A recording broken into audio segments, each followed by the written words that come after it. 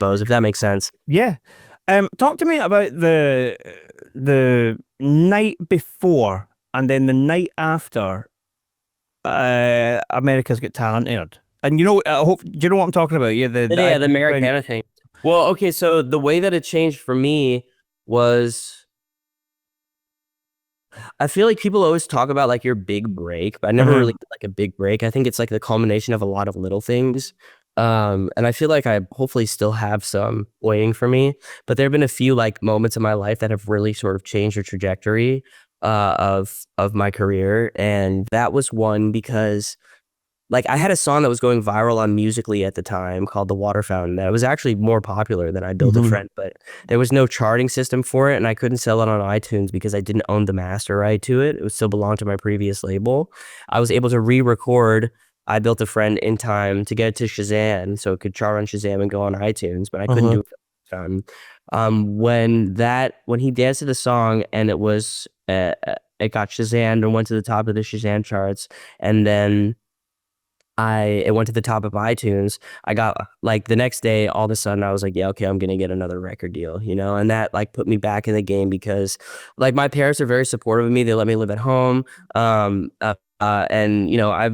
I feel very fortunate to have parents who were like, they were able to help me out, in some ways financially, but they certainly like weren't able to bankroll my career. So I needed a label deal.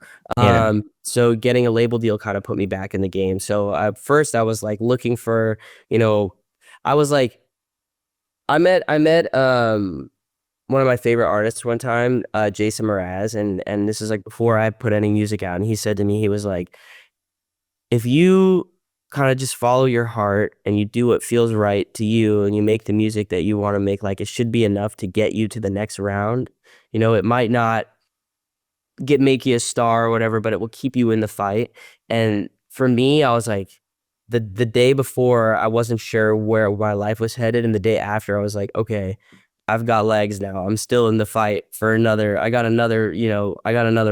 to go. And that was cool. After you were dropped for the second time, was there ever any thought about giving up? I mean, you always consider it, but there was never any real thought about like, okay, I'm going to do something else because I don't know what else I would do. So not really, but I mean, anytime the possibility would kind of come into my mind, I wouldn't really entertain it. But I mean, look, it's like if I had to give up, I suppose I would. I'm sure there would be a point to where there would be enough external factors that would force me into a position to where I would have to do something else. But it wasn't apparent to me that I was anywhere near that. So thinking about giving up like wasn't really something that I thought about.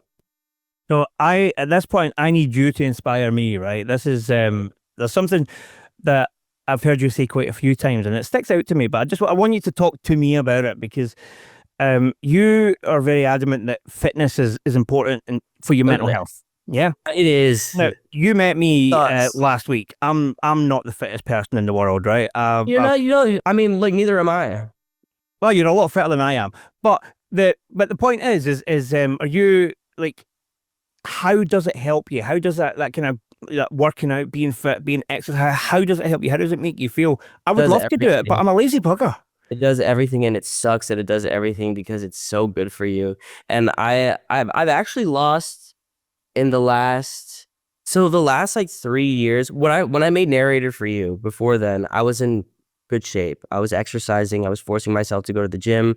I was packing my own lunch before my sessions, and I had the time. I wasn't touring, so it was easier for me then.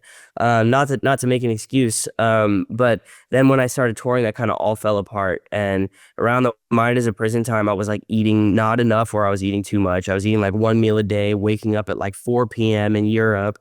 So I was like touring in Europe. I was going to bed on the bus, maybe at like, I was playing video games until like 3 a.m., falling asleep at 4 or 5, waking up at like 4 p.m., not seeing the sun for 2 weeks. Like, obviously I was depressed, And I feel like mental health is like, your body is interconnected, right? Like every part of your body is, how your arm feels, or, whatever is going on. It's all mental health is just health in general. I think it's like a misnomer, but Yeah, how does it help?